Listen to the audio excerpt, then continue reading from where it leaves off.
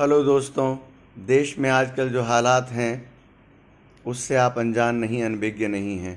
किस तरीके से ट्रेन्स में आग लगाई जा रही है, बीजेपी के दफ्तरों में आग लगाई जा रही है, पुलिस की गाड़ियां फूंकी जा रही हैं, नेताओं की घेराबंदी हो रही है।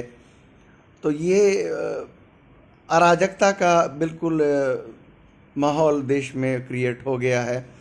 इसमें गलती छात्र गुटों की भी है, युवाओं की है, जिन्होंने कानून को अपने हाथ में लिया।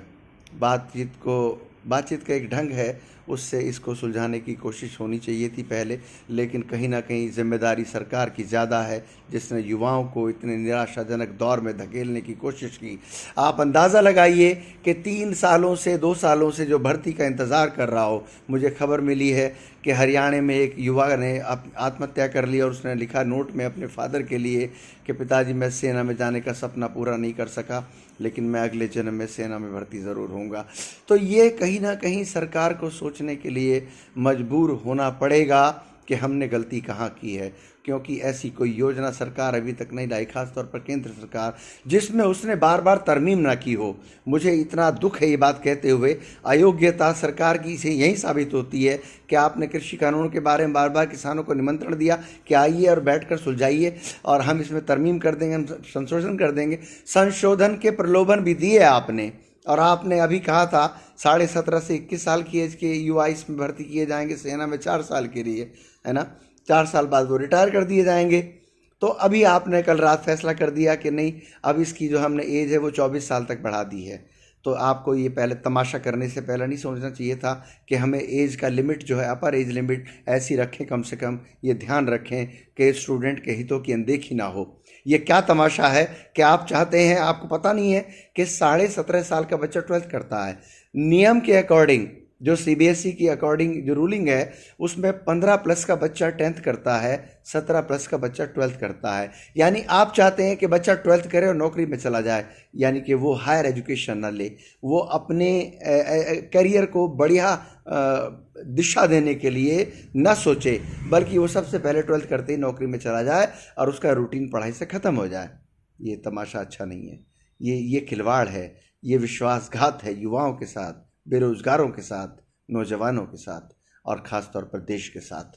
देश की संपत्तियों का जलाया जाना निराशाजनक है।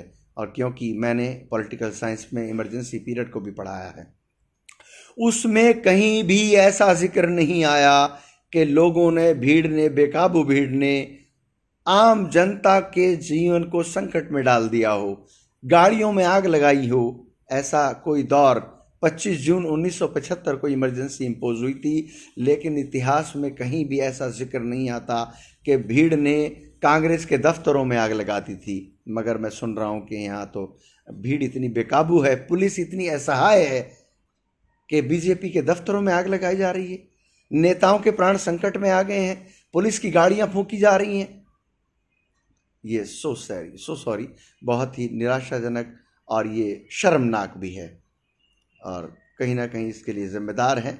और अब मुझे सुनने में नहीं आया कि कोई ऐसा आदेश पारित हुआ कि इनकी ज़रा शिनाख्त करो और इनके घर पर बुलडोज़र चलेगा। तो ये भी बहुत द्वेषपूर्ण लगती है बुलडोज़र की कार्रवाई। इसमें संदेह पैदा होता है कि बुलडोज़र एक किसी खास संप्रदाय विशेष के लिए बुलडोज़र तो नहीं हो सकता, सरकार तो सबके लिए है।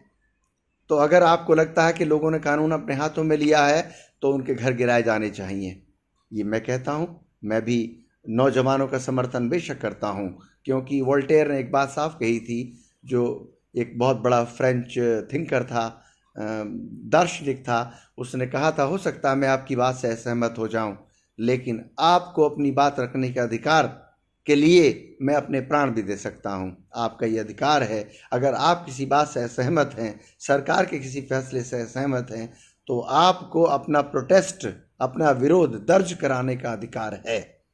ये भारत का संविधान भी कहता है। ये मौलिक अधिकारों में से राइट अगेंस्ट एक्सप्लॉइटेशन, और दूसरा राइट है right to freedom of speech and expression, अभिव्यक्ति की स्वतंत्रता का अधिकार।